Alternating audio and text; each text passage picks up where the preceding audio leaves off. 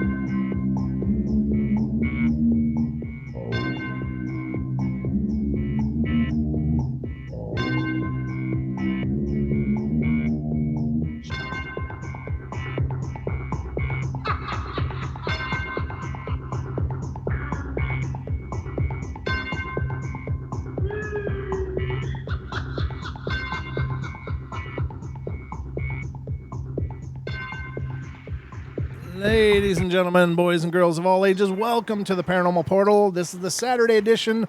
I hope you guys are doing wonderful. A special thank you to Frank and Paula. Love you guys, and it's been a pleasure following you. My heart is with you. Anyway, hope you guys are doing great, having a great weekend, and welcome to the Paranormal Portal. We are always having a good time here. That's what we do.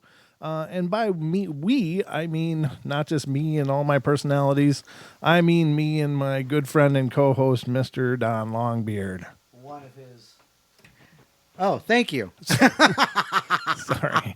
One of his personalities. I just happen to be actually splintered off of the Mr. Brunt over there.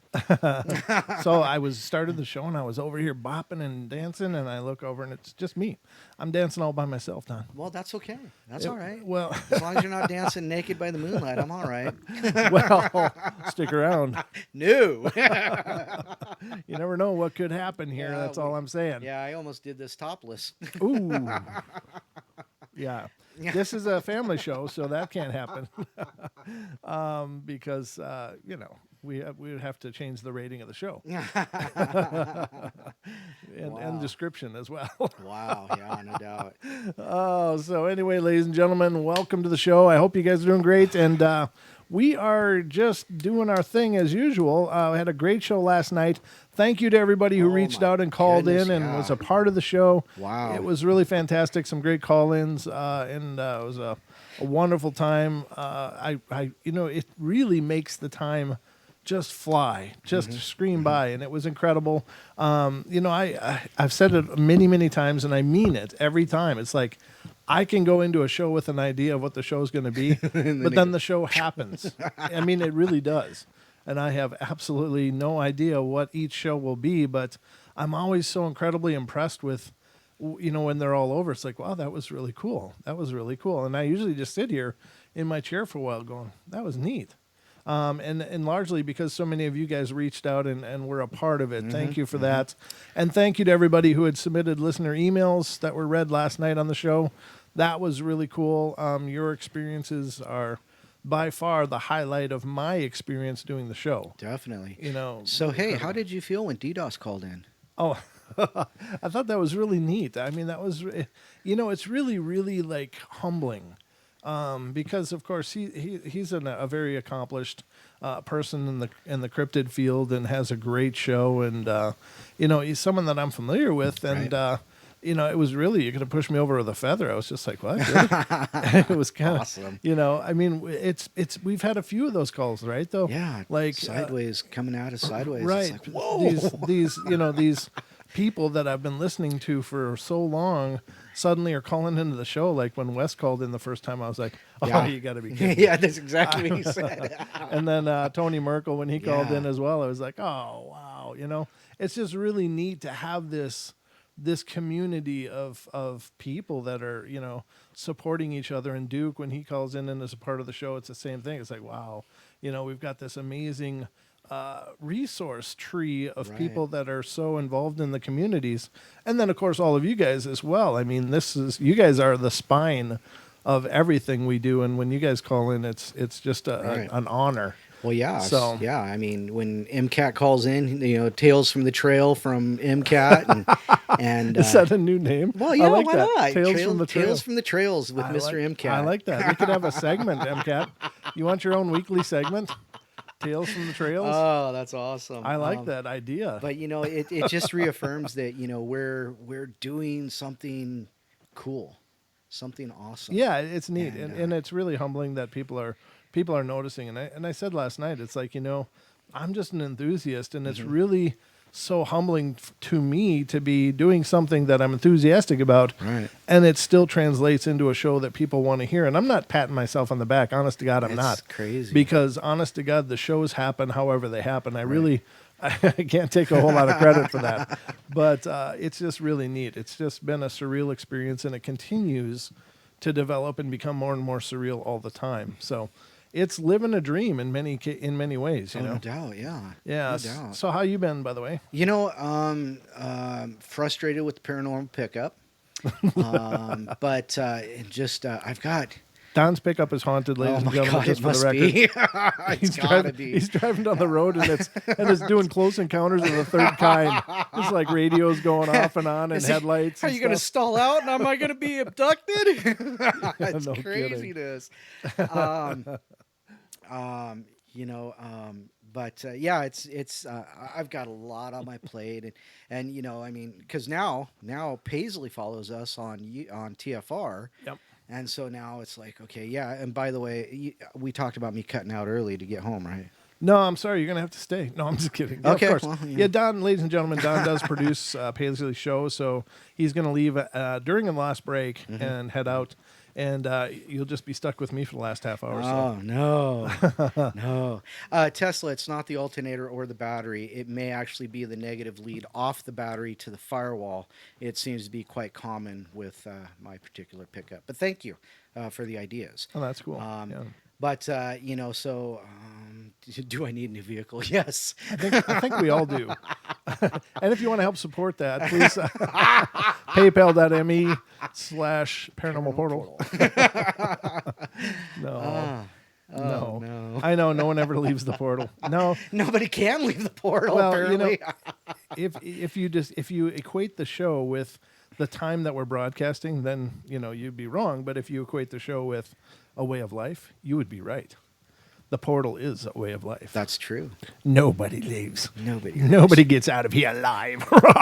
Sir, Sorry. may I use the restroom? No. Sit down. Sit down. You may not have another. You know what? That brings something up I was thinking about last night. I was at work and I was just hungry. And I'm a Capricorn, so when we get hungry, Yes, it's four-wheel drive. Yes, it's four-wheel drive. It's a Chevy Silverado, but I was just typing that and I missed it. I was thinking last night, I'm like, God, I got to go get something to eat. So I stepped out and went, got something to eat. And I thought, you know what? It was almost like a Snickers commercial in there. And I was thinking, if I was in a Snickers commercial, who would I want to, the Betty Portray you? White? Yeah. John Malkovich. I'll rip you limb from limb. And then there'll be a ghost story. Well, there's that. There is that. Yeah, Snickers are good things. Sorry, No, that's fine. That was funny. I had something on my mind and now it's completely erased. Oh, I'm sorry. I lost time there for a second. Oh, well, I've had my eye on you since you walked in, so you're okay. Ooh, that's sounds flirtatious. Got my eye on you. All right, ladies and gentlemen. So we are going to do several fun things tonight. What fun things? Well, the first fun thing we're going to do is we're going to finish a list that I started last night. Oh. And these were encounters with darkness, with evil, rather. And we read a few of them. They're pretty good. There's not a lot left. But it's just one of those things that I wanted to get out. Now I finished this one, so I got to go to the next one to get done because I thought they were really good. And we talked last night. Oh, look at the picture that came up. I know, that's great. The GIF. Carol Ann, they're here. Tune in on the second hour intro. You'll hear that. But a GIF just came up on this page, and the story, oddly enough, is called Demonic Television. Now, I was saying last night that I think that everybody has like extrasensory perception. I really think we do, and we are like genetically coded to sense evil. And I think everybody has experienced this where you're just in a crowd of people and there'll be one person and it'll just feel like, ooh, something is radiating off of that person that just feels wrong. Right. Or you'll go to a place and something about that place just feels wrong. We know when people are watching us, and we know, we have the ability to cue into that energy. And I think, maybe it's some leftover survival mechanism that came, when we were struggling for survival, whatever our history was, if you believe primal instinct kind of thing. Yeah. Right. Yeah. I mean, that we can know when we're being watched. Because our other senses really aren't strong, in the natural order of things. Our eyesight's pretty good, but if there's no light, that's kind of shot. Our hearing is mediocre at best. Our speed, strength, and agility are pretty pathetic in the natural scale, but we seem to be able to pick up energy.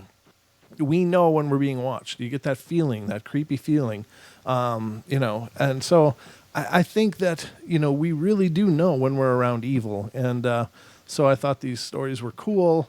Because people, even though some of the incidences were really creepy, and not all of them have been paranormal related, so I do apologize. One I read last night was so creepy it's still bugging me, and really? It's the one that had to do with the Saint Bernard, and not the dog was great, but this woman was being stalked by an ex that had apparently taken advantage of women, and he was staring in her window and stalked her, and it was just creepy. Oh, you're giving me the chills. Yeah, because that's like real life stuff. That is, well, I mean, I believe this is all real life stuff. Well, yeah. But it's not paranormal. It's just broken. Right. But so let's read this one. This one has, and Don, you have one of these too. A haunted TV? Well, this one says demonic television, but yours is worse than mine. Well, mine's not staring at me. Yeah, with the eyes of Charlie Sheen. Yeah, and infamous on the page. No, that was really, really creepy. But mine only turned itself on once and went through the menus. Yours does it all the time. That's true. Yeah. So it says, I grew up in a very quiet upper middle class suburban neighborhood of a medium-sized town in Connecticut. Gorgeous trees line the streets with big homes of acres of woods. Nothing exciting other than the occasional tree limb falling or causing a power outage ever really happens here. I have no idea what the hell this was, and I still think about it to this day as being the weirdest and scariest thing that's ever happened to me. One night a few summers ago, I was 17, and I was supposed to be going to dinner with my family, but I wasn't feeling well. And there was a show on that I really wanted to watch, so I just elected to stay home and just rest instead. My family was fine with it, and I relaxed on the couch with my dogs, and I BS'd around flipping channels, waiting for my show to start at 9. I had the remote next to me on the couch, and one of my big dogs, being a klutz tried to jump up on me, knocking the remote to the floor. In the process, I picked up the remote, but somehow, even though it had fallen like a foot from the couch onto soft carpeting, it was broken and wouldn't work at all. Annoyed, I got up to manually change the channel back to the network that my show would air on the cable box, and as I started pressing the buttons on the cable box, the TV made an incredibly loud and weird sound I can only describe as a whoosh, like a gust of wind, and shut off. I was a little bit pissed off at this point, and I just moved to one of the other rooms in the house with the TV, but the same crap happened. I turned on a different TV and heard a loud whoosh, and it abruptly shut off. Wow. This happened to yet another TV in a different room, so I texted my friend who lives a few houses down to ask her if the cable was being weird, and she replied almost instantly, as usual, that nope, everything was fine. Beyond confused and worried about how I would explain breaking every single TV in my house to my parents, I finally sat down in the kitchen and decided I'd watch on that tiny TV as a last resort. And this time, it worked well for a few minutes, and then all of a sudden I heard the all too familiar whoosh and abruptly shut off. At this point, I was so annoyed, I just retreated to my room upstairs, relegating myself to avoiding spoilers and watching the show tomorrow when it would come out online.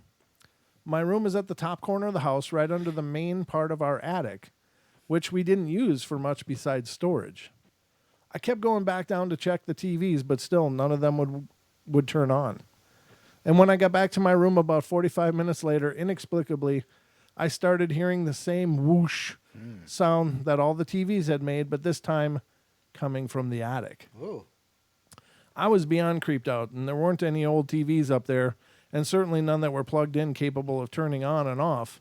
And it also wasn't at all windy outside, and it was the exact same sound as what the TVs were making. I was both scared and annoyed. I had no idea what the hell was going on, and I wasn't feeling well again, and I just wanted to go to sleep. I barged up into the attic, hoping to see what was making the sound and make it shut up so I could go to bed. Right in the attic, in the middle of the room, was a TV I had never seen before in my life, turning on and off and making the whoosh sound. I freaked out and was basically paralyzed with fear, confusion as I was watching this TV, which wasn't even plugged in, turn on and off. And I booked it back to my room, slammed the door, and had no idea what the hell to do about this demon TV in my attic that was haunting the rest of the TVs in my house. Wow. Wow. I called my parents, who thought I was tripping on acid, and said they'd be home eventually, but I could call the cable company if I wanted. The whoosh continued for a good hour as I sat on my bed crying, convinced this is how I would die, death by a demon TV. All of a sudden, it stopped, and I was even more freaked out than before. I decided I'd go back in the attic to see what was up with this possessed TV, but I got up there, and it was just sitting there like your classic mid-90s TV, not making a peep. Wow. I wanted to bring it down to later show my parents, which in hindsight was a terrible idea, trying to release the evil into my house, but it was way too heavy and dusty for me to carry down the stairs. I was just happy it stopped and headed downstairs to try the other TVs, but they still refused to turn on. My mom finally got home, and they had taken separate cars since my dad was meeting them at the restaurant from somewhere else, and I practically threw her up the stairs into the attic to ask her where this TV came from. And it was gone. We got upstairs, and you can probably guess the thing was gone, completely gone. Wow. And obviously all the TVs in the house, including the remote I thought my dog had broken, were working perfectly. Oh, wow. I tried to relay everything that happened to my mom, but she and the rest of my family, after I told them, understandably think I'm absolutely insane, and they had long ago thrown out all the 90s TVs. It never happened again, and I still have no idea what the hell happened that night. But even now, in college, I sometimes get freaked out watching TV alone at night. I know, sad, right? Wow. That's even worse than your TV, Don. Yeah, that's way worse than my TV because I only have one. You only have one. Wow. Yeah. So I see in the TFR we've got Lucky there, TFR Wookie's there. Don, you're in there. Yeah, I'm there. Uriah's in there. Good to see Uriah. Laurens is in there. Good to see you, Laurens. And what does it mean? I don't know. And Free Energy 13 is in there. Who, might I ask, is in the YouTube? Well, in YouTube, wow, that's a small one, but I know it's bigger than that. This thing's telling me Bama BF is here. That's what she said. Sorry, that was cheap. God. That was cheap and easy. That's the low hanging fruit. More I cheap apologize. than anything. I apologize. Wow. That was childish and stupid. That's okay, because I probably might have said it too. Well, that's something I would have expected you to say. I guess that you're long beard and me. All right, Bama Bigfoot's here. Becky Taylor, Mr. Duke Sullivan's here. Gentry's here. Laura P. Laura P's from Australia. That's a name I haven't seen a lot. Thank you for joining us. Lisa's here. MCAT, OCG, Randall Electric, and you and I, my friend. That's who I see in here. But is it right? I think pretty sure Paisley's here. Duck Sauce is here. Lena Hickman's here. Did you say Aussie? Aussie's here? Yeah. So Randall Electric. Oh, even Relished Razors here. Wow, Mr. Razor. Mr. Razor, how be you? How you be, lad? Oh, Becky Taylor. Did I say Becky Taylor? I don't know if you did or not. Wow, it's because it's hard to tell sometimes who all's here. So let me refresh and see if I can get a better Tesla one, Tech 89 yes, is here. That's did you right. say that? Yeah. No, I did not. Yeah. Welcome, all of you all. We love you, and we thank you for being here. Hi, boys and ghouls. Boys and ghouls. Well said. Hi, D. Many Musings is here. Oh, yeah. Very good. I got a better. Yeah, better just give list us shout outs if you're here. We love giving you shout outs. We do. We love to acknowledge your presence here on the show. We acknowledge other presence. Why don't we acknowledge theirs? OCG is here. She's in the house. In the house. In the hizzle. In the hizzy. In the hizzy. Awesome. Sorry, I had to try that out. I've never said that yet. Awesome. Yes, you have. I have now. This is the first time. Intentionally, you mean? I mean intentionally. I don't think have I said awesome by accident? You probably have. Oh, well. It wouldn't surprise me at all. It's probably possible. I'm just gonna say. Okay. All right, so I got some more here, but Sharon I'm looking. R from the UK. Nice. Sharon R. It's bright and early for her. Wow. Yeah, no doubt. Absolutely. Early mornings. I wish we had a UK access number, but we don't. So, but we do have a phone number if any of you guys want to call in and be a part of the show and share something paranormal of your own. We'd love to hear about it. 720-923-0500. Again, 720-923-0500 is the number to call. I don't know what Homer works for. Someone's throwing up Homer memes in the TFR, so I felt obliged. Oh, no. I gave you a Homer. So a special shout out to Regla, because you do have to say something for us to be able to see you in YouTube. Yes, you do. In TFR, not so much. Yeah, TFR, you just show up on a list, but YouTube doesn't acknowledge your existence until you type. But, for those of you that are just watching and not typing, hello, and we love you as well. Love you for Spaces being here. between is in there. That's Miss Paisley. It is. So we got like 5 minutes. I think I can. 5 minutes already. Till break. Yeah, I think I can get through this. Okay. The man who haunts Guantanamo Bay. Now, this is 100% true, and it's a little long, but seriously, it's the scariest thing that has ever happened to me. I was stationed in Guantanamo Bay in 2011 when I was 19. Because of Gitmo's past as well as the other Cubicide, there were lots of myths and paranormal stories that went around. Anyway, I lived in a 2-story duplex with 5 other girls with 2 bathrooms, and due to seniority in the house, when the room opened up with its personal bathroom, I called dibs. Even though it had 2 beds, I wanted the room to myself, and none of the other girls had an issue with me taking over the whole room. Wow. Maybe because she wasn't liked. Yeah, maybe they were like, yeah, get the hell over there and shut the door, will you? I had placed my ruck in uniform for the next day on the bed, and the other bed was pushed against a wall so I could sleep facing the room. After falling asleep, I woke up with my back. What does that? Woke up with my back to the room, which was unusual because I when I fall asleep, I'm pretty much dead to the world and just stay in one position. I can feel that I'm being watched, and instead of feeling on edge, I'm incredibly relaxed. I sit up and turn around to see a blonde man in a black cloak sitting on the bed. With my gear on the ground, he was incredibly good looking, but had completely black eyes. I know we spoke to each other for a long time, but I don't remember what we spoke about. But I do remember he told me to go back to sleep, and I did. When I woke up, I panicked because everything came flooding back, and my gear that I had placed on the other bed was on the floor when I knew I hadn't put it down.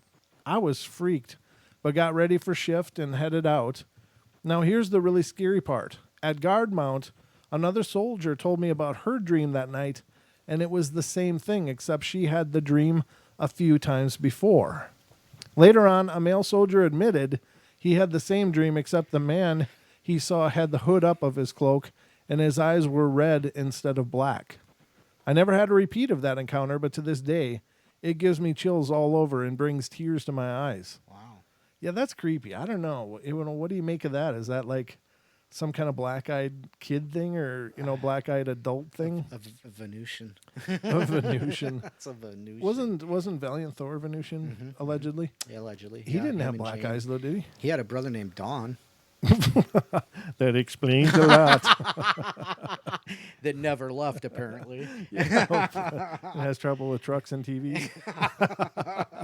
So, but Val Thor didn't eventually. It didn't have the black eyes. Though. No. I mean, he looked. He looked like a human. By all accounts, he looked like us. Yeah. Yes. Okay. That's what I thought. And ladies and gentlemen, Valiant Thor is allegedly a legendary figure from the 50s, 60s, 70s. He was apparently an extraterrestrial working with our government, and reports where he was apparently from Venus. And I don't know how they live there, but it must be underground is all I'm thinking, because I think it's like acid gas or whatever and ammonia in the atmosphere there. So it's not real conducive to like sunbathing or any kind of bathing probably. But that's a creepy story though. Huh? All right, we got 2 minutes and 10 seconds now. I do want to take a couple minutes, or a minute and 10 seconds, 5 seconds, and talk about the podcast. And ladies and gentlemen, for those of you who haven't seen it yet or heard about it yet, we do have a podcast, and it can be found everywhere podcasts can be found. And a special thanks to Revolver Podcast for making that possible. We are on Pandora, iHeart, iTunes. Where else are we done? Spotify, yep. iTunes, Apple Cast or Apple, whatever. Apple that is. Core Media. Apple So Core. if you're listening on an iPhone or whatever, or through Apple products, Right. that aren't exactly iTunes. Yeah. So I mean, anywhere you find podcasts, you can find it. Now, these are new episodes, ladies and gentlemen. So. And they're not, they're audio only, obviously, Right. because it is a podcast, but it's been doing really fantastic. A lot of people are checking it out. And if you are among those people, thank you so much, because the numbers are really jumping, and we've been getting a lot of traction, and it's growing fast. It's really exciting. We do 3 shows a week. We do a Monday show, which is ghost spirit related or some such phenomena in that wheelhouse. On Wednesdays, we release another one, and that is usually UFO, alien related. And then a Friday one that is cryptid related, like Bigfoot, Dogman, etc. So definitely check them out if you haven't already. Subscribe. So if you look at it through Pandora or through Spotify or whatever platform you're using to check out podcasts, click the subscribe, and then they'll be delivered to you every time we release a new one. So we'll be right back, ladies and gentlemen. Don't go away for more of the magic that is the Paranormal Portal.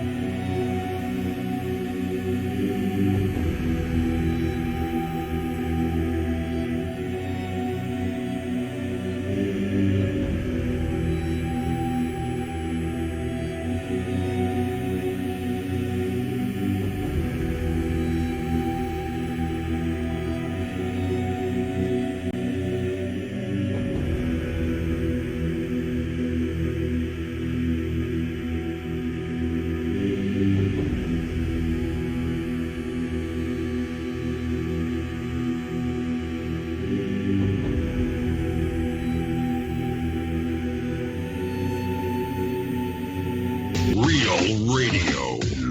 Initiating the truth frequency. This is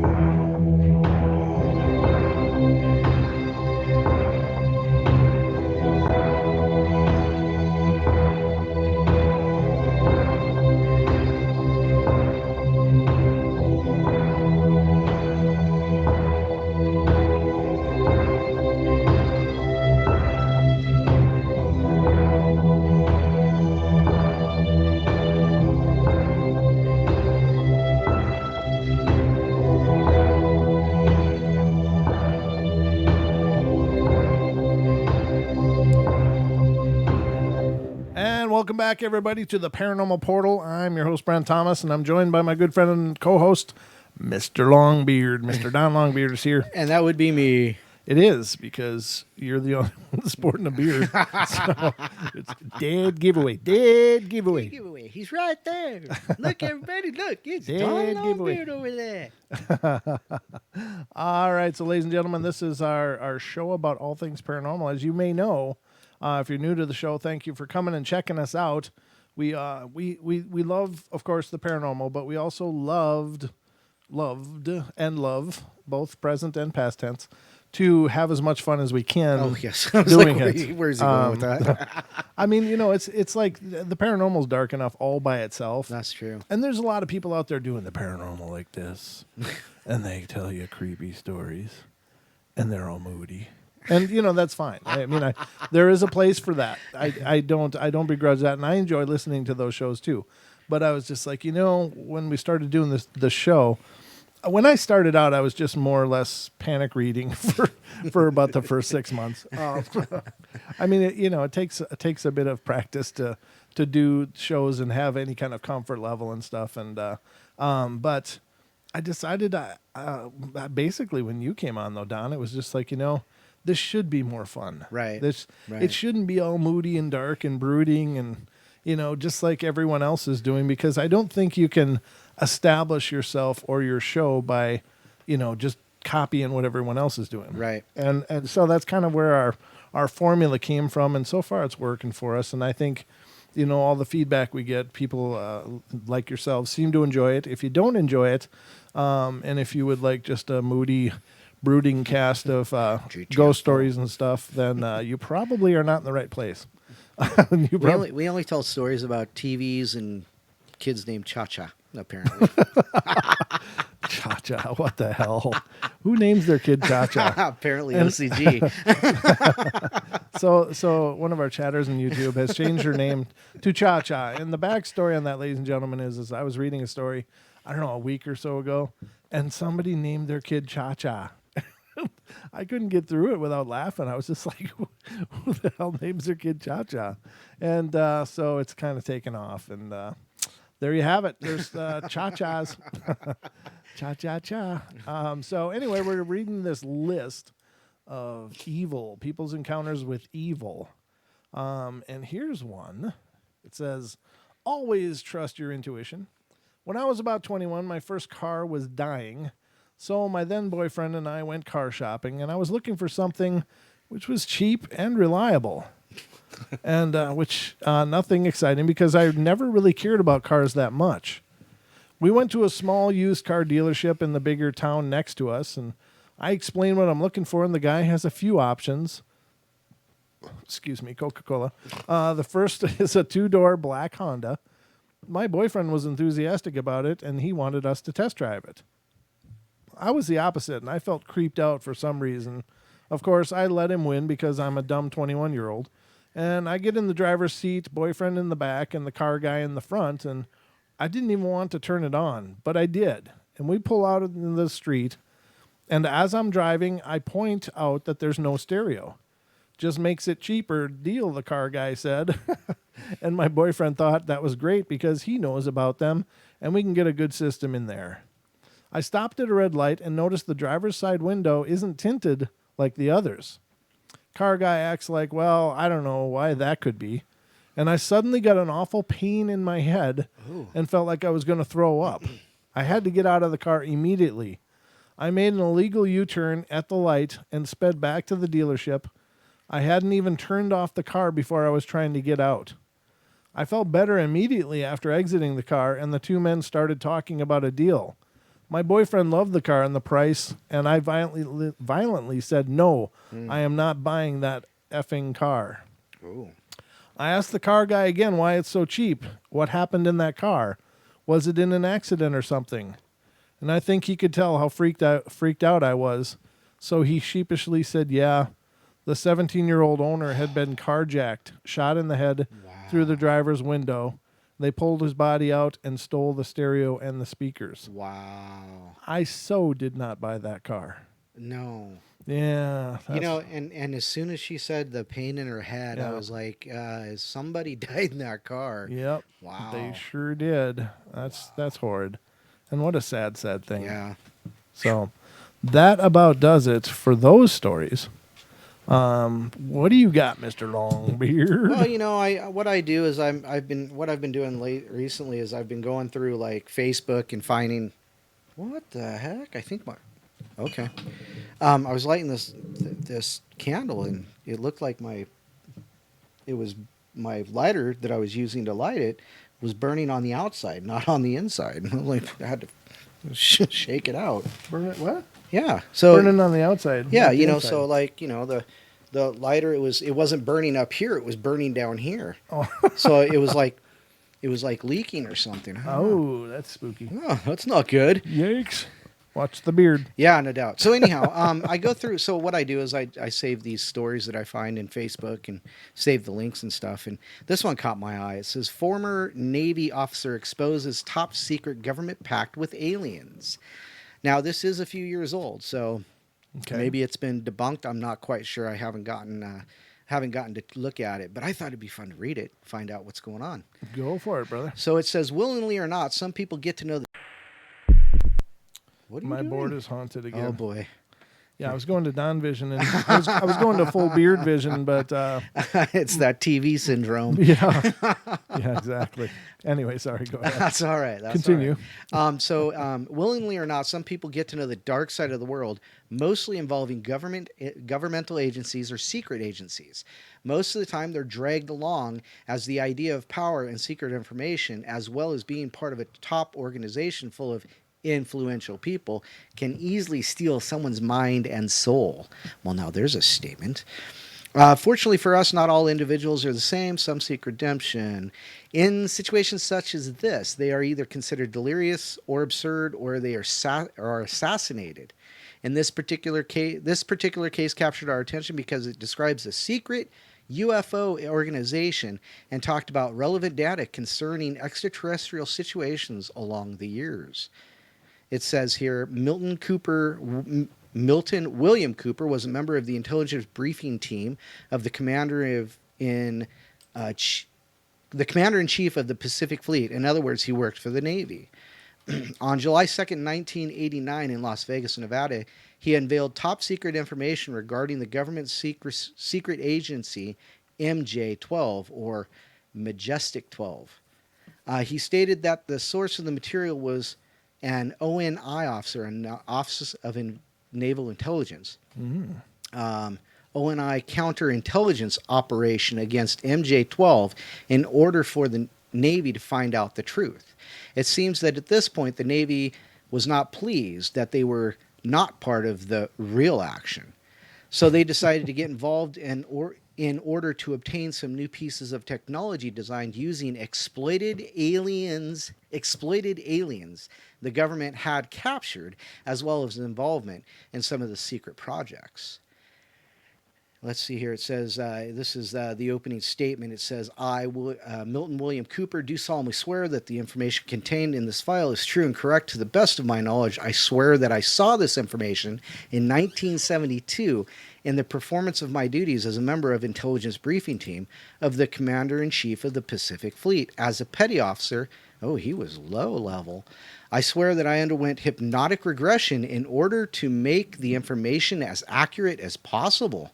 Wow. History will be the judge of me, and this information I have. History will be the judge of me, and this information, and I have no fear of that judgment. I swear that this information is true and correct to the best of my knowledge. Here's a list of the 12 keywords he provided containing top secret information involving CIA, NSA, MJ-12, presidents of the United States, alive aliens, UFOs, and weapons of mass destruction. Oh, I see. It's a list of the different projects. Grudge contains 16 volumes of documented information collected from beings of the United States, from the beginnings of the United States, investigations into UFOs and IACs, identified alien crafts, IACs. This project was funded by the CIA confidential funds and the money from the illicit drug trades. Wow. Wow, indeed. The purpose of Project Grudge was to collect all scientific, technological, medical, and intelligent information from UFOs and AIC sightings and contacts with alien life forms. This orderly file of collected information has been used to advance the United States space program. MJ-12 is a top-secret control group. President Eisenhower authorized the secret society known as the Jason Society in order to sift through all the facts and evidence, technology, lies, and deception, and find the true answers behind the alien question. The society made up of 32 of the most prominent men in the country in 1972, and the top 12 members were designated MJ-12, or Magic 12. Has total control over everything. They are nominated by the code J1. They're not nominated. So they're nominated. I can't get over that word. They are nominated by the code J1, J2, J3, all the way through the members of the Jason Society. MJ-12, oh, here's a statement.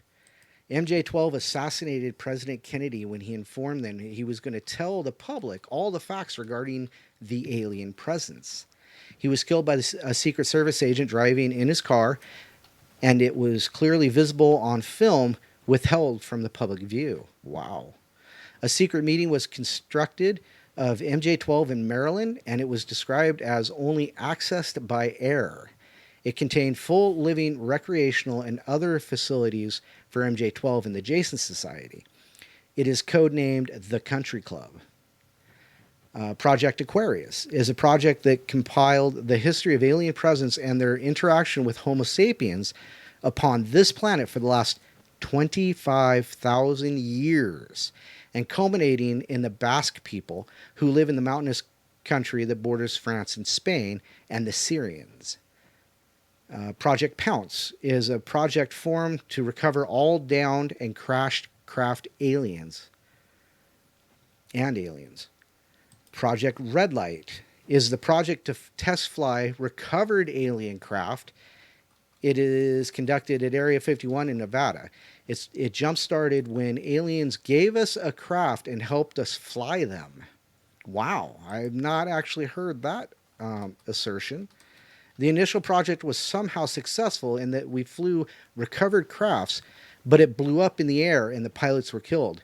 The project was suspended at the time until aliens agreed to help us. Page 2. Let's see here. Project Luna. Is the alien base on the far side of the moon. It was seen and filmed by the Apollo astronauts. A base, a mining operation, using very large machines and very large alien craft described in sighting reports as motherships exist there. Project Excalibur is a weapon to destroy the alien underground bases. It's a missile capable of penetrating 3,000 plus feet of hard-packed soil, such as that found in New Mexico, with no operational damage. How much feet? 3,000 plus. What? Of hard-packed soil, it says. That's incredible. That's a lot of feet. That's a lot of... Wow. That's pretty crazy. That's like, wow. Yeah. Project Aliens. There are 4 types of aliens mentioned in this paper. A large nosed gray with whom humans have a treaty. The gray reported in the abductee case that works for the large-nosed gray, a blonde human-like type described as Nordic, a red-haired human-like called the orange, EBEs, which are extraterrestrial biological entities, is given the name to live alien captured at the 47 Roswell crash who died in captivity. Yeah, that's the one that Linda Moulton Howell always talks about as EBEs. Right. Or EBs. Right, EBEs, yeah. Yep. Project Krill, or no. Oh, okay, Krill, KRLL, or KRI, it's 3 L's, KRLLL, was the hostage left with us at the first Holloman landing as a pledge that aliens would carry out their part of the basic agreement reached during the meeting. That's the Eisenhower Accords that I've talked about before. Right. KRLL, Krill, became sick and was nursed by Dr. G. Mendoza, who became the expert in alien biology and medicine. Krill later died. He wasn't a very good expert. Yeah, no doubt. Well, now we know how not to let them live. Wow. Religion, Project Religion. Aliens claim to have created. This is spelled wrong. They need a copywriter. Aliens claim to have created Homo sapiens through hybridization.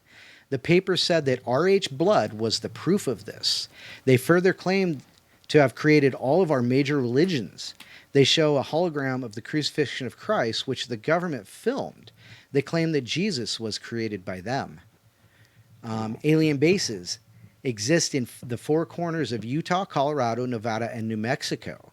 6 bases were described in the 1972 papers, all located on native reservations and all in all 4 corners of the area.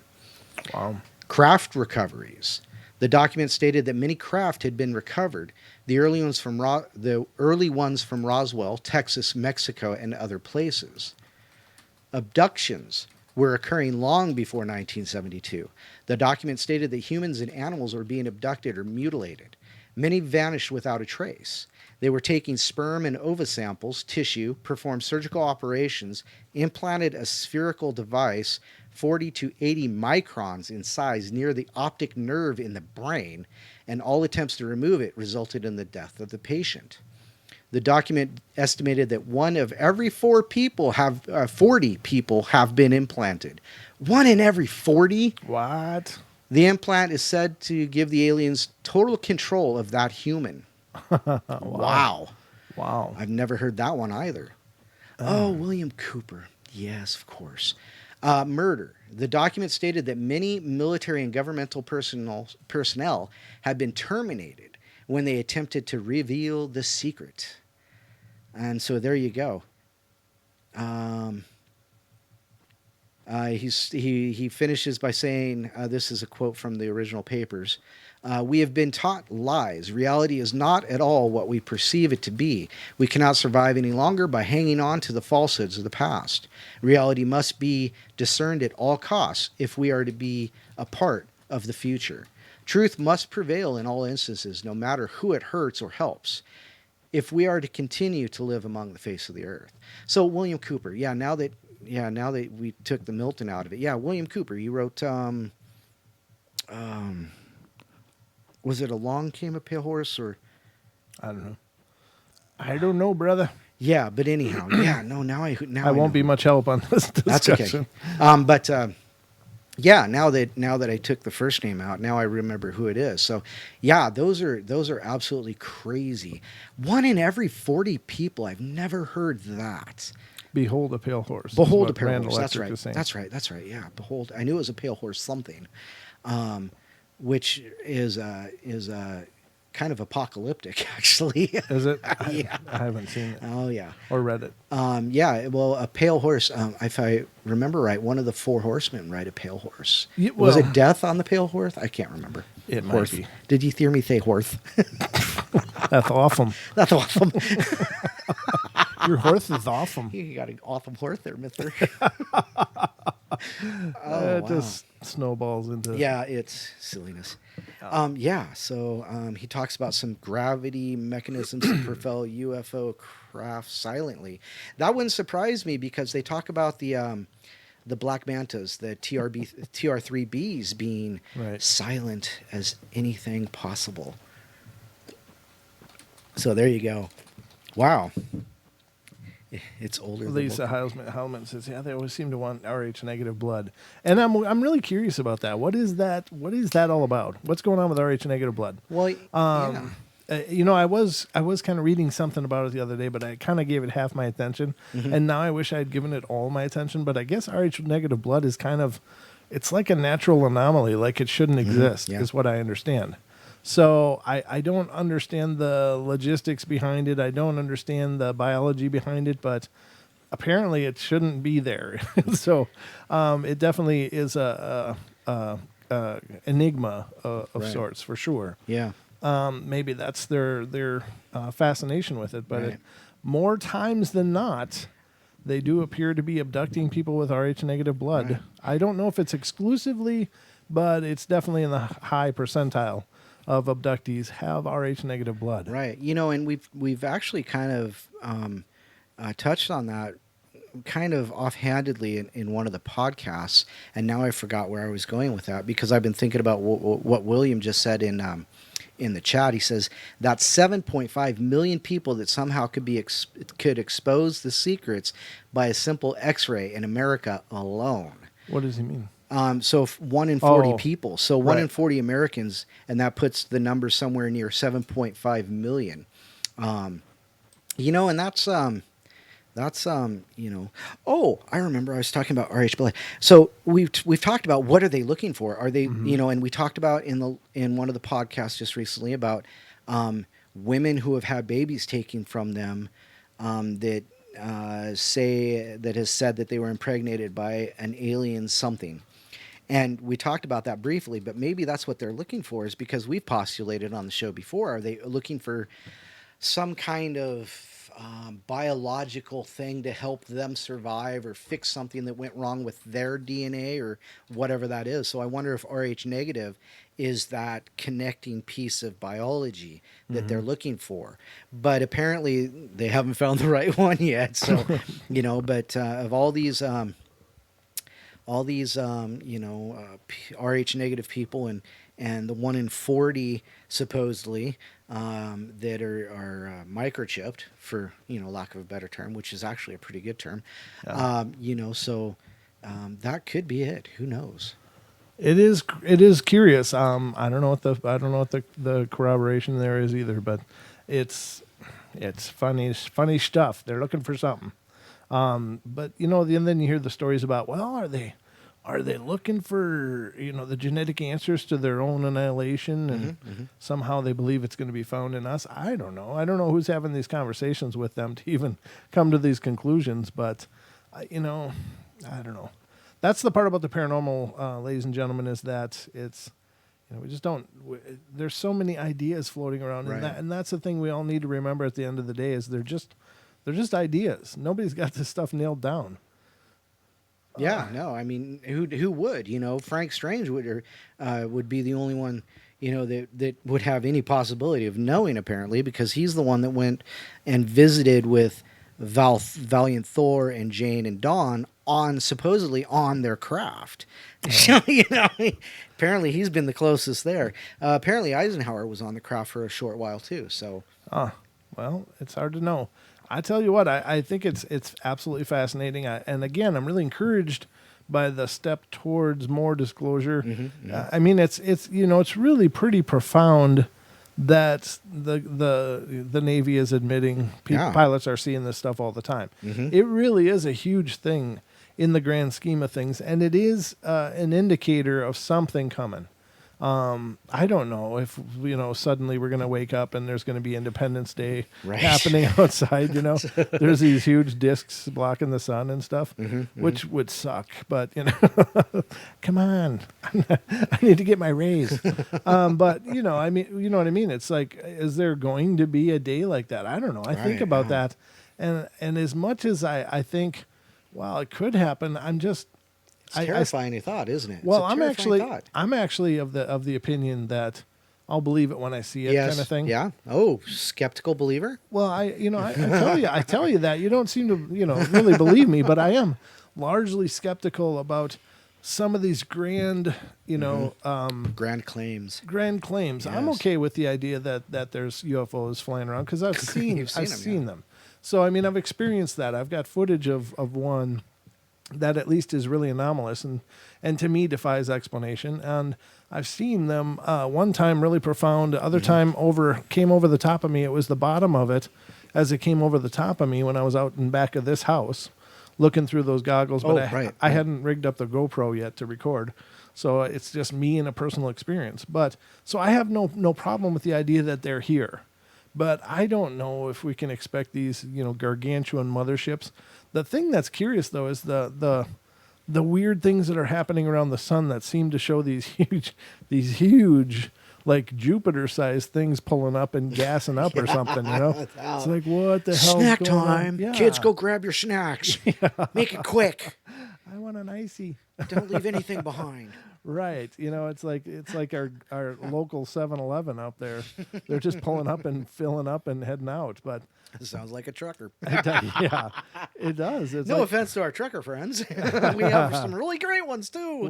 what did you call that? Tales from the Trails? Tales from the Trails. I yeah. like that. MCAT, you got to let me know what you think about that. I think that could be a winner.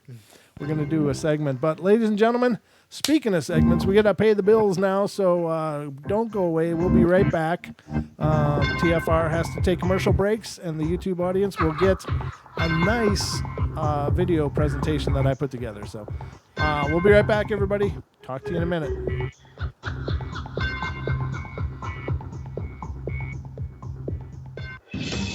Truth frequency.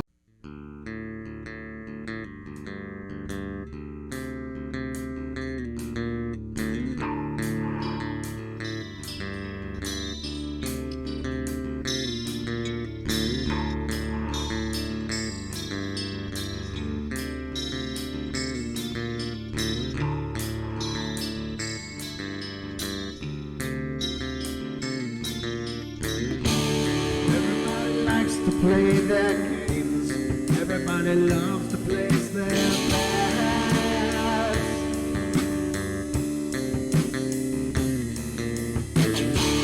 They don't understand the price I paid. They don't care to comprehend.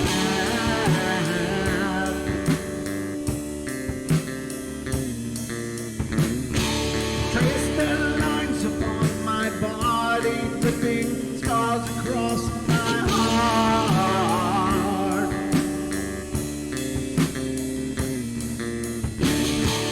Raging anger pours inside me as their lies keep falling apart.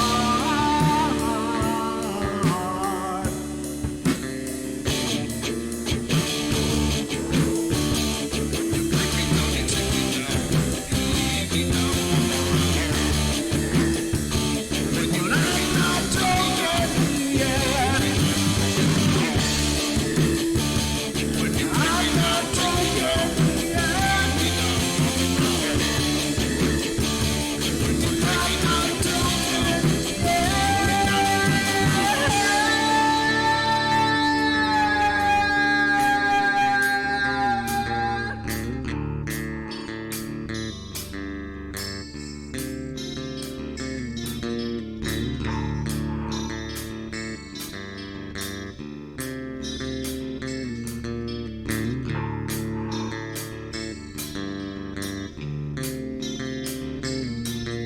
I am finished with my silence. I am not a stupid boy.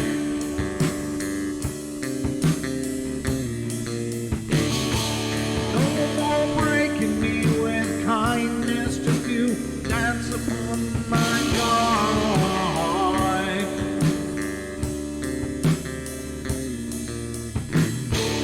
Leading me with empty promise. You're just another fucking mess.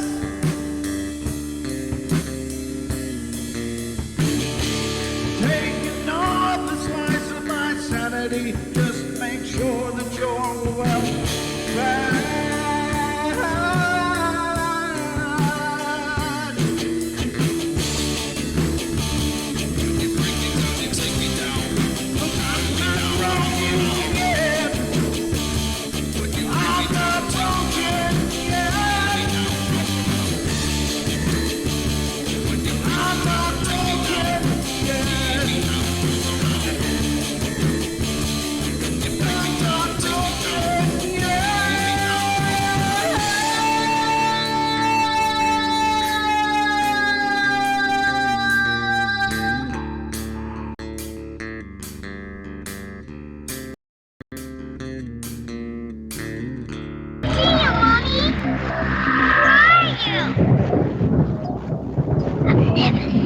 anything like it.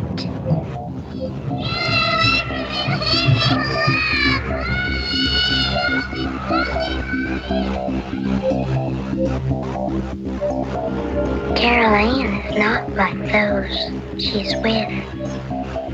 They're attracted to the one thing about her that is different from themselves. Her life force. It is very strong. It gives off its own illumination. It is a light that implies life and memory of love and home and earthly pleasures. Something they desperately desire, but can't have anymore. Right now, she's the closest thing to that. Poltergeists are usually associated with an individual. Hauntings seem to be connected with an area. A house, usually. Poltergeist disturbances are fairly short duration, perhaps a couple of months. Hauntings can go on for years.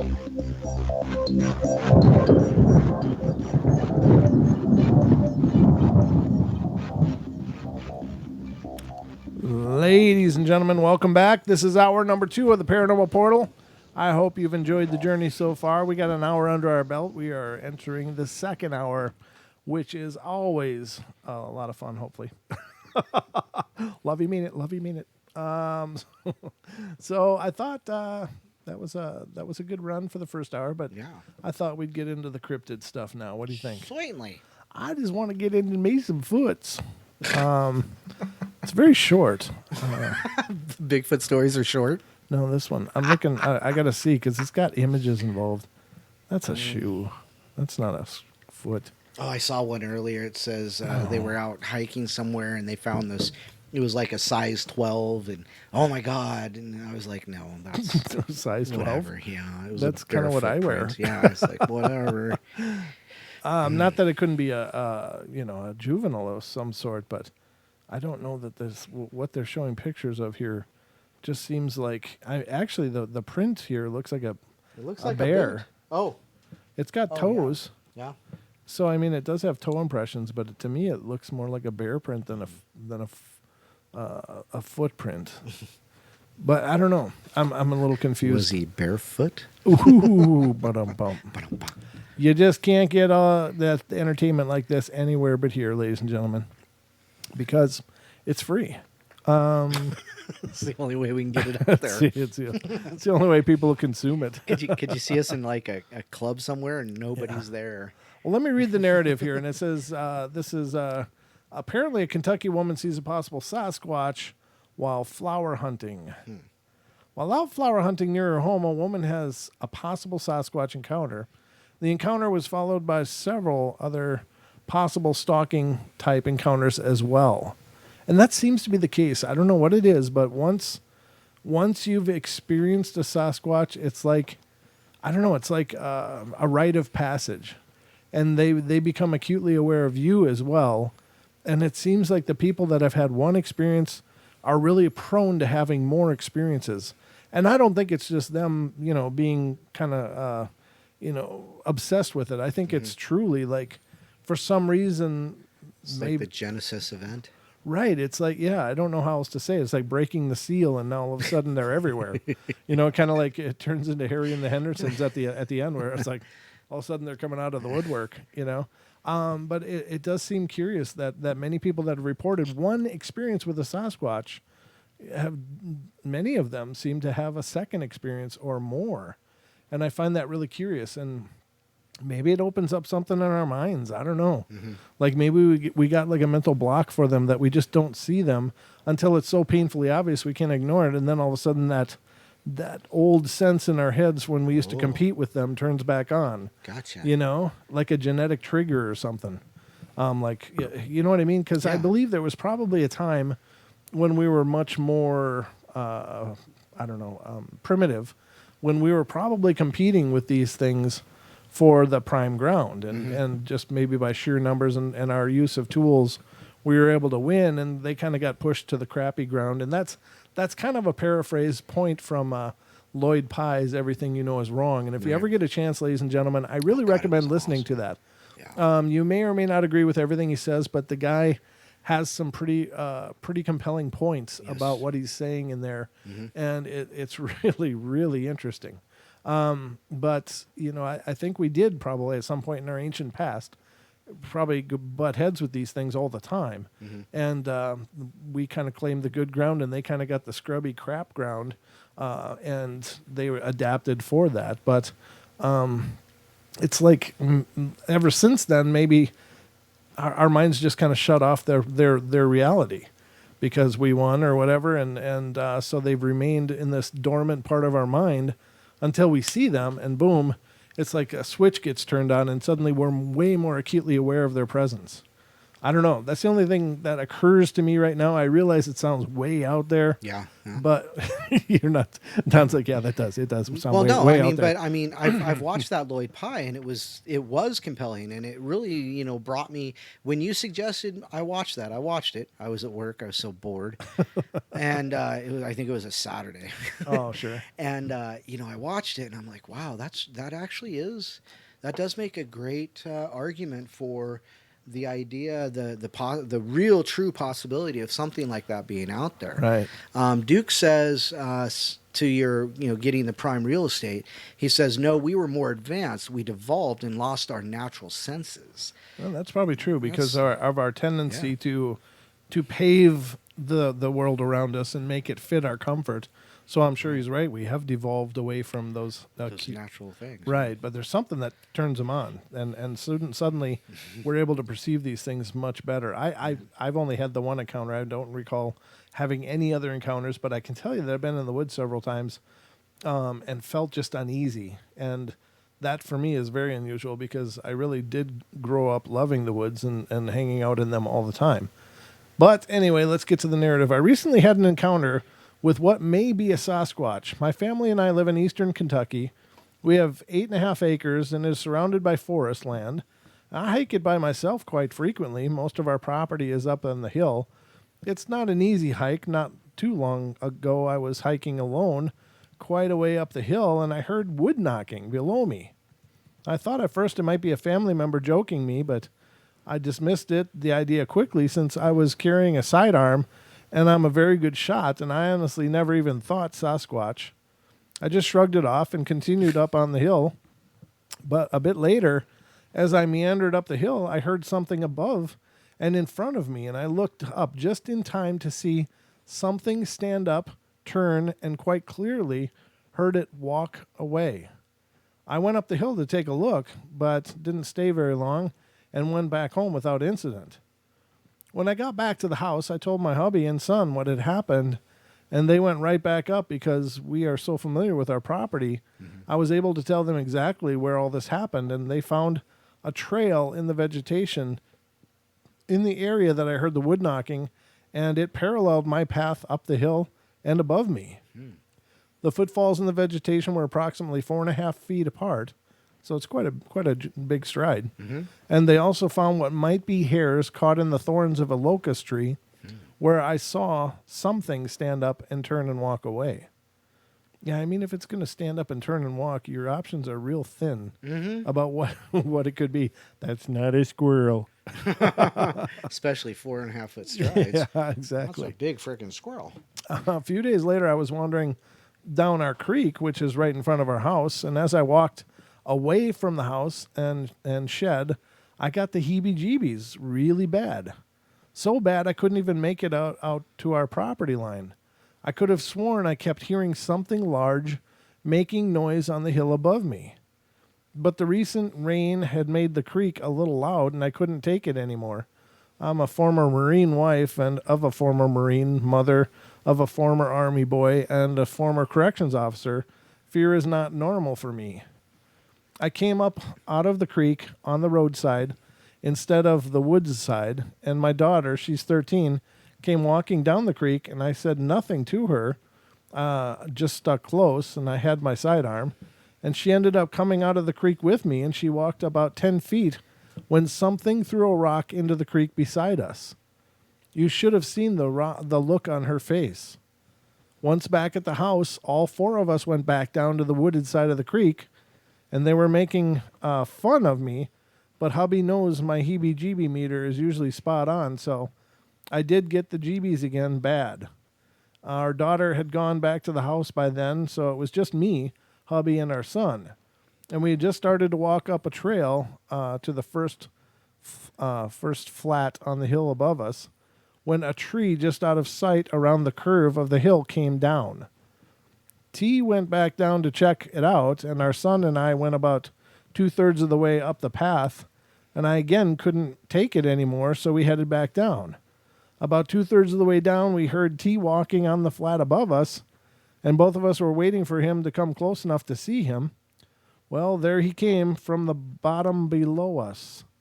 They walked me back to the house and went back up, and they found a path with well-beaten down vegetation, but nothing else. The ground is generally unsuitable for good tracks. The next morning, T and I went back to look, and we found 1 footprint in the mud in the bottom, and it was easy to see 3 toes and possibly a 4th toe. What would that be, Duke? Let me know. But then there was a hole in the ground that prevented a toe print. We just took a cast of it, and it came out so-so. And they do show pictures of it. I guess I could put these up on the screen. Let me do that. Let's share the love here. For those of you on TFR, iHeart, tune in to TalkStream Live. It's not real remarkable pictures. They're just a person's foot in a shoe next to a very obscure print in the dirt that doesn't look any bigger than the shoe print next to it. But here it is on the screen. For those of you watching on YouTube, you can see the print here. It doesn't look any larger than the foot over here. So Yeah. it doesn't, I don't know. I'm not sure. I'm not sure what I think about this one. 1, 2, 3, 4. I don't know. 4 toes. Is that a Gugwe, Duke? Or Janashqua or whatever? I'm just throwing names out there to sound cool. The Momo. Is that a Momo, Duke? Actually, Momo did have 4 toes. Or 3 or 4. I can't remember which. But yeah, that was the idea. But yeah, there it is. Very crazy. Many musings says it looks like a bear print to her. Yeah, that's what I thought too. Yeah. It does look like a bear print. So I don't know. I don't see the claw marks, but then again, with all the scrub, you may not. Right. It doesn't, it's all really, really scrubby. So it's not like just a nice pristine clay or something that it happened to step in. This is just, debris on the ground, on soft ground. So I don't know. I'm not really convinced this is a great catch. Even the heel is quite a bit narrower than I would expect. Right. Normally the heel on the Sasquatch print is really quite wide. So I don't know. Let me know if Duke says anything. Because Duke's kind of the barometer for this kind of stuff in a lot of ways. But I don't know.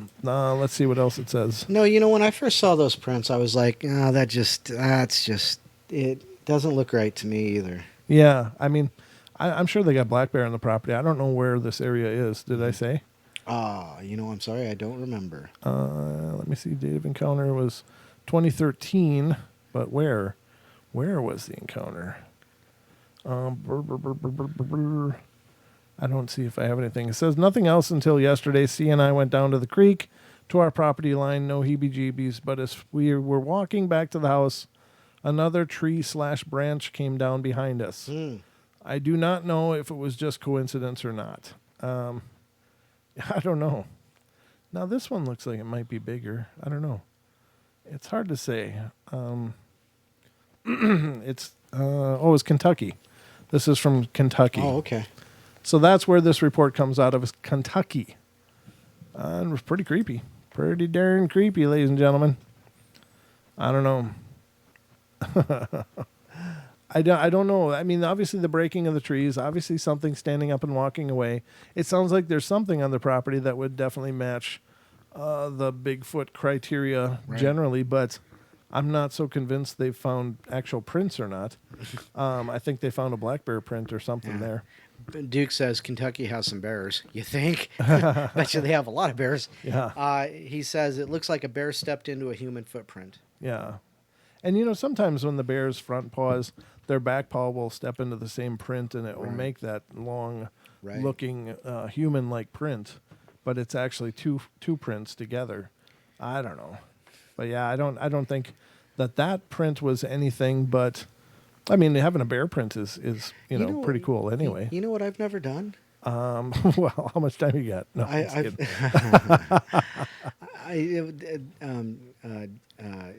Aaron B in YouTube chat says I like bacon, and I just thought I've never smoked bear meat. Oh, wow. Okay. I'll have to remedy that. All right. Might as well. Strange associations. That's the amount of random in here is pretty wild.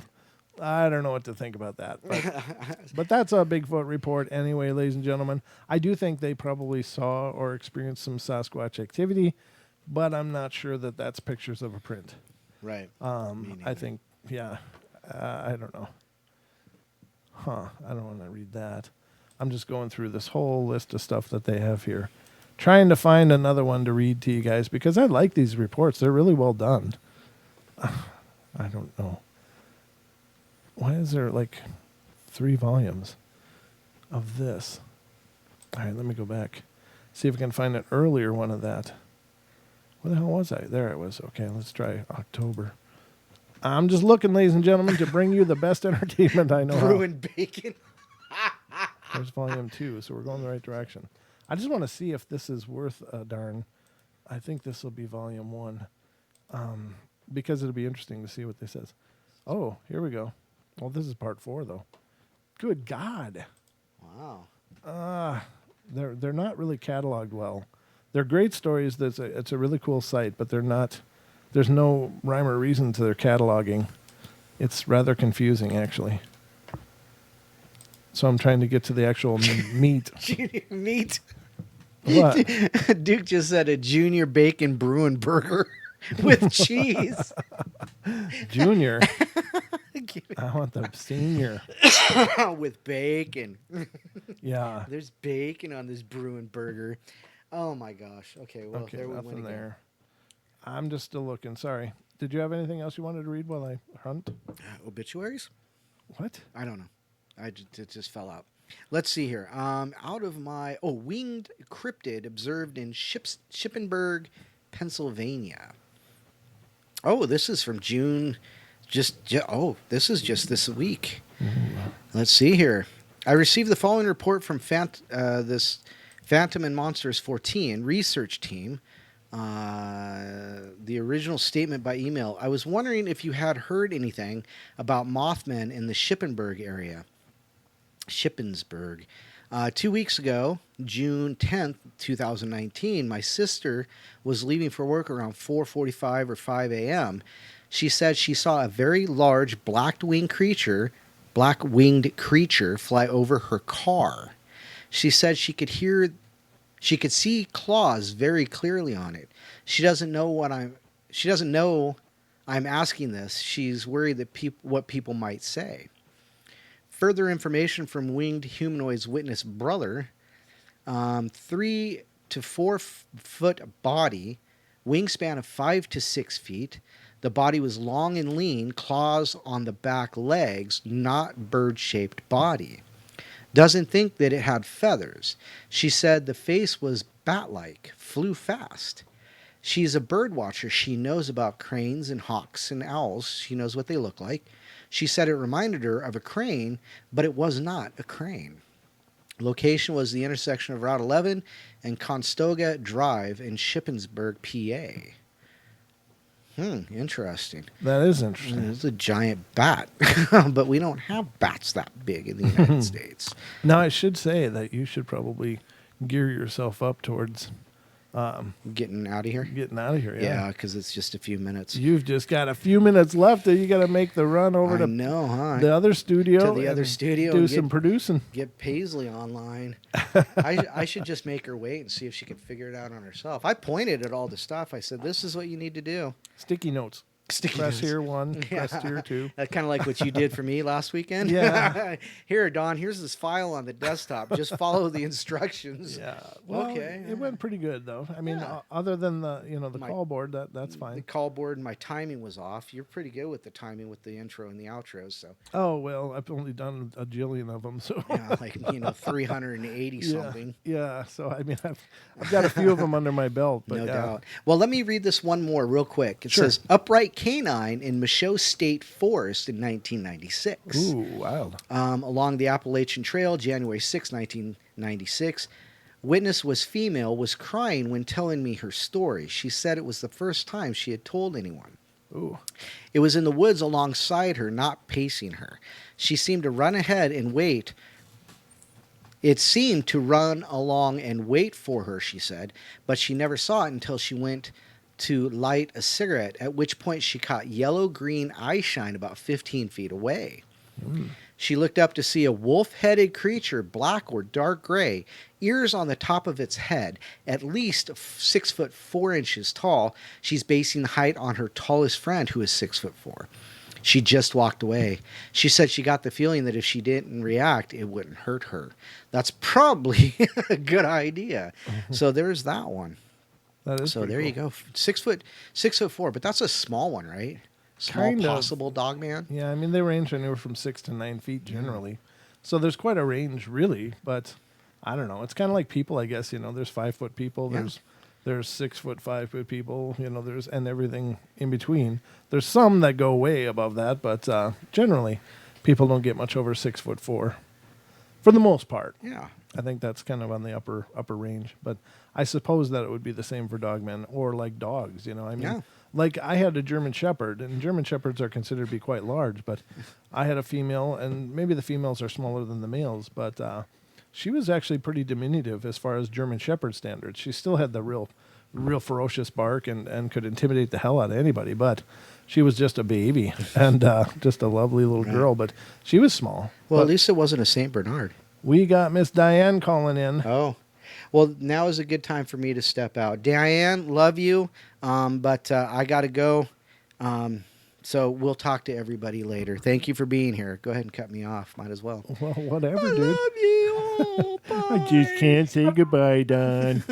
I can't do it. Away. I Good night. Good night. turned him off.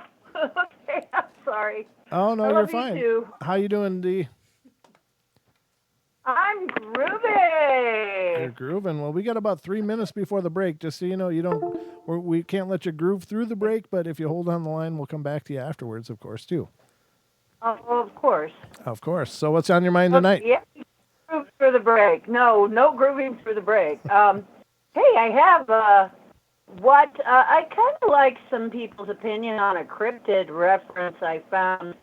Camazotz, which was supposedly a Mayan giant bat man. Huh. If anybody knows about, I was reading about it. There is some references to this cryptid, Okay. but apparently it is in South American literature where the vampire bats, also the giant, by the way, the giant vampire bats are not completely extinct according to some folk. Oh, really? Okay. I didn't know that. And this bat creature, bat god guy, is a cryptid that is said to have be able to walk upright and fly, has wings, has a face like a gorilla, and a proboscis that is sharp, Wow. like a flint knife. Well, no, we And- do have reports up here of bat squatch, believe it or not, which is supposed to be like a Sasquatch Okay. with bat wings. So I wonder if that's some kind of relation. Yeah, because it says it has kind of a gorilla-like head and a beak almost like some kind of pterodactyl, but it actually, they were calling it a bat, Wow. a bat god, and it walked on on two legs. And Right. Right. I'm telling you, if I ran into something like that in a South American cave, I would certainly. I guess somebody lived through it though, but supposedly one of the things it does is decapitate people. Oh, wow. Before eating on you, well, of course, before eating you. Ooh. With that giant, that sharp, very sharp proboscis. So Wow. I'm like, oh, wow. So that man existed, but he certainly wasn't a beneficial one. Oh, you mean there's the God thing? Is that what you're talking about? The one they prayed to and stuff? Yeah, there is a Mayan, and they of course build it as a scary god type figure. Yeah. Which a lot of times they are. Okay. Now They I am familiar with that, and I'm also familiar with there was a Batman type of it was supposedly from Maya ruins, but it was actually an art project somebody had put together. It looks like the Batman, but is based on the Mayan art type. Yeah. But we're gonna go to our break, everybody. So we're gonna go to our break. So don't go away. We'll be right back, everybody, and just a couple minutes for the last half hour of our show. So don't miss it. You just never know what's gonna happen. I don't even know, and I run the thing. We'll be right back.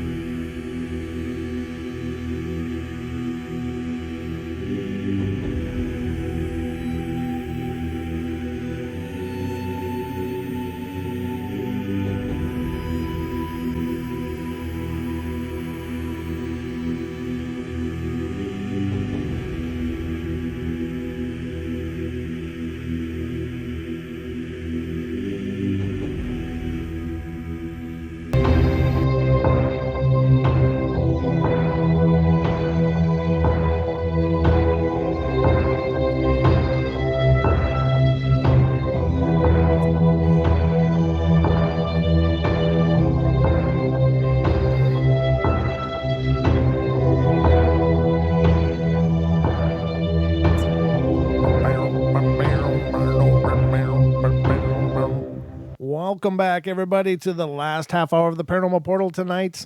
Hope you've enjoyed the journey so far, and I know I have, but what can I say? I love doing the show, and I love getting together with you guys every chance I can get. But right now, we're joined on the phone by Miss Diane Swiger, who is joining us to talk about, well, man-bats or Batmans or or whatever else comes to mind. Welcome back, Diane. Hi. Hi. There's also another subject. It looks like they are man-batting conversation around in the Absolutely. in the chat. Yeah. So, yeah, I just found it interesting. It's just another cryptid to add to the cryptid coins. We have to figure out one for the man-bat, but oh, there's something else I ran across that I found very interesting as we talk about the megalithic buildings and how they were made and so on and so forth. Some of the carvings, they were wondering how they carved very, very hard stones with copper chisels, which really can't be done. Right. You cannot really carve really hard stones with copper chisels. It just doesn't work. Sure. So the whole copper chisel theory has to go out the window. Mm-hmm. So, but they did find references. Somebody did find references to a poisonous plant that could melt stone, even very hard stone. It was acid. It could be an acid that could be distilled from it.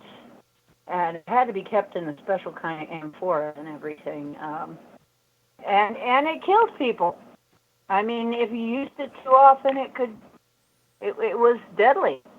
Wow. But it was, oh God, now I can't think of the name they called it.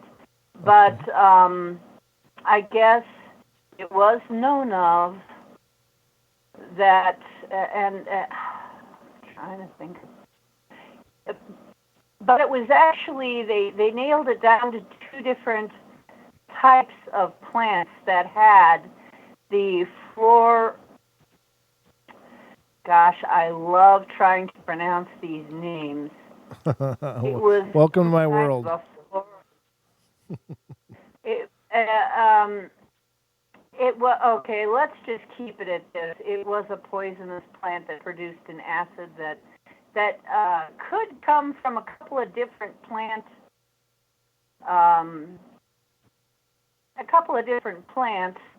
and in the Middle East and also in Egypt, which isn't that far away. But Okay. And it's mentioned, I guess, even in the Hebrew texts, this stuff that they called it something else. But they alluded to, don't mistake it for this other plant, hinting that it was a plant. So they looked up what would do that, what was available, what kind of plant could do that. So basically what you would do, or what you could do, is use something, and as an artist, if any of you are artists, you would know, you would use a resist in order to make a bas-relief. You would use a resist of some sort, and then spread the acid, paint the acid over the rest of the area, and the resist would keep it from etching, from eating that part, right. And then you would get a bas-relief out of it, and it would be very smooth. It wouldn't have tool marks, which these things don't have tool marks. Huh. So, yeah, they were trying to figure out how they did all this stuff without tool marks. It could have been that they used this extremely toxic plant, and the knowledge just basically got lost. Of course, that still doesn't really explain how they moved the giant boulders. I really think that's more of a coral castle correlation, Right. Pun intended. Uh-huh. Coral castle correlation. Okay. So anyway, just thought I'd throw that in the pot here, in the portal pot. But I'm not going to go there. in the portal pot Okay. and stir it a little bit, just to let people know that that at least is one thing that may have been solved. But we're still looking for clues to how they did some. I'm really interested in learning about how the sound has been utilized to move very heavy objects and levitate and stuff. There's reports of this coming from all over the place in ancient times. Even Buddhist monks with these special horns in certain positions were said to be able to levitate huge statues up to certain positions, and it was just something really amazing that was known, and now it's just been lost to time. And it's so tragic that if those knowledges could have been continued and built upon, where would we be today? Where would we be today if there wasn't this lock on true knowledge, and we're force fed this, and I don't know if force fed is the right word, but we're being spoon fed maybe bits of knowledge that still allow a capitalistic vice grip on the technologies that we do have. Well said, Brent. That's exactly what it is, a capitalistic vice grip. As long as we have to deal with things like money and corporations, which when I was meditating on this at one point, I got a very strong message. The corporations are not even from this planet. They're part of the outsiders thing. Well, and it is a control. And corporations, incorporation, literally means a body. A corpse is a body. So, an incorporation. And then they call it an entity, a corporate entity. Well, I don't think that's probably the right definition of corporation, because to incorporate is to include something into a process. It's like that too. I don't think it's based on the word corpse. Just my opinion. Well, okay. The reason that we're coming at it from this way is you'll notice that most words have more than one meaning, and this is something that people have been exploring. There is one, and there's an etymology of words, but then there's also some talk about, and I did find somebody who was translating ancient Chinese who was saying, I can see how the language was designed to make people think a certain way. Okay? It's very complicated, but yeah, it doesn't really, although the etymology doesn't match. What do you think of when you hear, for instance, okay, it's like when you hear, say, you get up early in the morning, you also hear morning. What is morning? You're sad about something. I mean, what is it psychologically saying to your brain, some of these things? When you hear incorporation or you see CORPS, you're also seeing in your head, you're also seeing corpse. You see? Well, I see what you're saying, but I also think that, it could probably go all day long creating new possible meanings for things that we dismiss every day. And maybe you're onto something, maybe you're not. I just don't know, but those are the kind of things that I have to question, because I mean, if we start finding shadows in every crevice, we'll never get. Oh well, yeah. You know what I mean? You can't go too far with it, but I made a whole story out of things like that. How you get up early in the morning to go to work, which sure, because you're sad that you have to go to work and so on and so forth. But But really, with all of the talk about neurolinguistics and how we talk to ourselves, I can't help but think it would have an effect on us what words we use to describe something. I mean, what we're also hearing when we're hearing something, I mean, your brain or your mind. I'm not going to say your brain because you are not your brain, and I can prove that. You are not your brain. Sure, I believe because when you were off in meditation somewhere, you are somewhere and your brain is still sitting in your head. Mm-hmm. Unless we're all just a hologram, in which case, who knows. But yeah. I'm a code-shaped earther. But sure. code earth. But yeah, it's basically if your mind is making pictures out of what you're hearing, and I know that mine certainly does. I mean, if you say something to me, that a picture will pop into my head that is that has a possible description. A picture pops in my head, and I can't really help that. Sure. So, sure. I really wonder what we're really, and whether it's intentional. You could say maybe it was unintentional. But either way, I think maybe one of the things we might want to do is look at some of the research in neurolinguistics and see what are we really hearing when we're saying, what are we really saying to ourselves, right. Or what are we really seeing in our heads when we there is that. We hear these. There's no question that the spoken word is incredibly powerful, and it's fundamentally incredibly powerful because it's the first stage of creation. I mean, you're vibrating an energetic thought into existence. And so that in and of itself is a huge thing. It's introducing the energy of thought into the physical plane, and that's no small thing. So I don't discredit what you're saying by any means, but I just think that, the inquiry should be balanced, in my opinion, on things like this, because it would be so easy to go so far and to just find things wrong everywhere, and maybe they are, but if we're living our lives that way, we never get anywhere, because if you're always if there's so many things out to get you, then you're not going to ever want to push yourself past your own boundaries.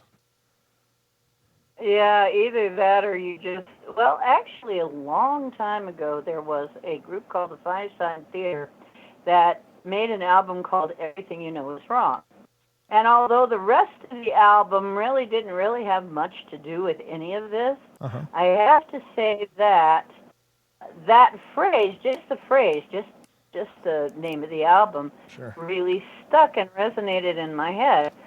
And I thought, the more I think of it, everything we think we know is really wrong. We know it wrong. We've been taught wrong. We find this out all the time, and we keep getting taught it wrong over and over. Every 5 years, or maybe less, they give us another set of things that's good for us, supposed to be good for us, and supposed to be bad for us. And, one year it's all the rage and very healthy, and then 5 years on down the road, we find out it causes some kind of disease, and it just goes on. And as you look back into just the time that I've been alive, I've noticed this. So how exact can it be if we never, how do we know what's really true when we keep getting told something different about every 5 years, that it's just the reverse of what we've been told? Like, jogging was great for you, except it ruins your joints. I think that Duck Sauce said it pretty perfectly in the chat. He said, wrong or right is suggestive and therefore illusionary. The truth is often a matter of perception. Right. And I think he's absolutely right. We have to, and what I think people need to identify truth is not something someone can give you. Truth is what you discover in yourself. Well, Samuel Clemens said it's not the things that we don't know that really trip us up. It's the things that we think we know that just aren't so. That's paraphrasing. Sure. But the things that are in our head that aren't so are really what trip us up a lot of times. And they were talking about that in the chat, how your experience of life you will measure whatever comes across your past by what you've had in your past, by, your brain is or your mind. I'm not going to say brain because we're not. See, I got to get out of that. It's not our brain that's doing this. It's our mind. Yep. That is constantly measuring against our past experience. Everything. Sure. Against our past experience. Yeah. So, you can't hardly get away from that until you realize it exists, and then consciously try to separate yourself from that. Try and get out of that pattern. But truly, we don't see the world as it really is. We see the world as we are. Right. So because we manifest our realities, and that's what I think we all need to get to, is the point where we're not allowing other people to manifest our reality for us through, following words or ideas that aren't our own. And when we, esoterically speaking, when we come to understand that we are manifesting and therefore have the ability to create, then we become incredibly powerful and what's the word I'm looking for? Emancipated, Yes, it's like when you finally, it is a scary path, shamanism. You end up meeting a lot of scary things in the dream time if you go far enough into it. But once you realize that you are more powerful, and once you know that within yourself, that we really are the power, if you really can sustain that as a belief, which can be difficult sometimes due to the fact that there are so many things that try to contradict that. But, that's how I think that may be how we gain our power, is we finally realize, look, we've lived through all of this. I've lived through everything you've thrown at me. I must be more powerful. Right. I must be, because I'm still here. Yeah, So, exactly. Especially with you having died once. Yeah, I'm. That isn't even. You didn't even get me that way. I'm still here. I got bit by a brown recluse. People die from that sometimes, or go into a coma. I didn't do either. I didn't even go to a doctor. I didn't even know what it was until I saw this article on the news.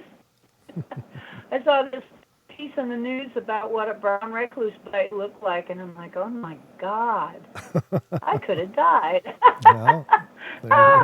And I had so many incidents like that after a while I just said to myself, well, I may not feel tip-top, but I sure as heck am not going to be killed, because, I'm darn hard to kill. And if you kill me, I might come back. you're the Bruce Willis. Yeah, you're our Bruce Willis.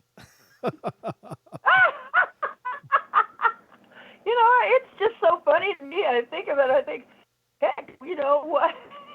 And the other thing is, we find that people who have the near-death experiences, and also the ones who remember their past lives and dying in their past lives, that we pop out of our body before death, and so we don't really experience the worst of it. Sure. Even the guy who talked about how I just was hearing about somebody describe about how they were. Was it on here that described about how he was rescued from falling through something, but he doesn't remember the worst parts of it, right? That was here, wasn't it? That was Stacy's husband, David, last night, yeah. Right. Yeah.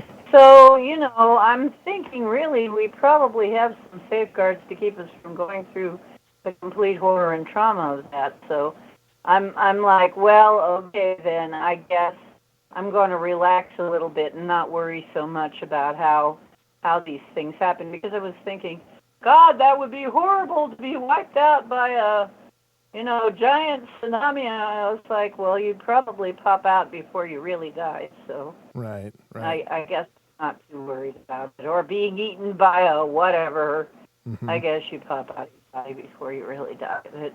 Hopefully. So, anyway. Hopefully. I hope to God that's it. I hope to Yeah. God that's the way it works. It looks like that's the way it works. Well, But, Chris has even talked about that. Chris Geo even talked about that all of his lives where he was tortured to death and everything. He popped out of his body before. He was always seeing it from the third person, not inside his body. Sure. So, his death. So, and I have to admit that's the way I have seen my past life deaths, too, is mostly from the outside. And when I died, I don't remember the actual death or, the actual being impaled on a steering wheel. I didn't remember any of that. I woke up and was just wondering why the heck I parked my car in such a stupid place. Yeah. In a tree. Oh. So, yeah. Why would I park my car in a tree? There? Well, sometimes it's hard to find a good spot. That's all I know. Yeah, it's really hard. Boy, this must have been a rough show to find a parking lot. That's right. Yeah, it's really crazy. So, I sit there and I think to myself, okay, so really that may be part of why we don't really need to be. I keep telling myself, and I keep telling other people, I don't think we need to be worried even whatever happens to us because we go on. We are not our bodies. That's exactly right. There are people. And I am convinced, although I have argued back and forth. No, I'm not really argued, but discussed it back and forth with people, and a lot of people are not willing to accept that this could be true. That people would maybe decide to come into our reality as animals. But I have to go with my experiences, and as far as I can tell, and actually there is some correlation with the some information that we've been given too. I mean, I guess it was, I know not everybody trusts the Pleiadians, and I don't entirely trust them either, but they were saying that every species here has a counterpart in the cosmos. They're all represented here. Oh, okay. So basically, the Lyrans came originally from Lyran. They were cats. The dogs came from Sirius, but they were people like us.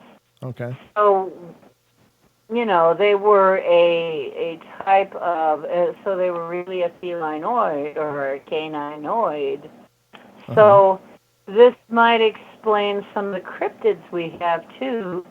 I mean, some of these may just be a species, from elsewhere that evolved a little differently. I mean, maybe we evolved this way and they evolved that way. I don't believe we evolved here, by the way. I'm not sure we did. Sure.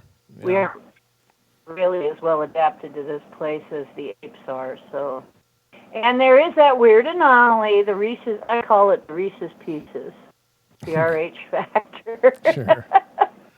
We don't all have the Reese's Pieces, which makes me wonder, why don't we? So we have to wonder about that. Oh, another thing is that I wanted to bring up is I read this quite some time ago. You got about a minute. Only got about a minute, so go ahead. Okay. Long ago, and I'll maybe get into it a little more on another time, but long ago, I guess, it was very common in very remote places and very harsh places like Russia to capture the Sasquatch or the native Bigfoot of the area and use them as slaves. Yeah, the Zana story. Yep. That's right. Yeah. Yeah, we should talk about that another time. Yep. But that's a good story. Yeah, another time I'd like to bring up that. Okay, see you guys. Love you. All right, love you too, dear. Take care, and thanks for calling in. Okay, bye. All right, ladies and gentlemen. Well, that about brings us to the tail end of our journey tonight. through the Paranormal Portal, or at least into it a little bit. Stick around. Paisley Wild is coming up next with the Spaces Between on TFR, iHeart, TuneIn, and TalkStream Live. So if you get a chance and you want to learn a little bit about paganism, then check it out. Great show. Otherwise, ladies and gentlemen, after that comes Natalie Meraki with Tarot Mood. She'll be coming up after Spaces Between. And so I love you all. Be good, be kind, be nice. Take care of each other. Help each other out. Find the magic in every day. And remember to laugh as much as you can. I'll be joined by Duke tomorrow night for the bedtime stories. So we'll have a great discussion about some expedition into the Squatch world tomorrow night. So love you guys. Have a great night. Thank you for being here. And we'll see you soon.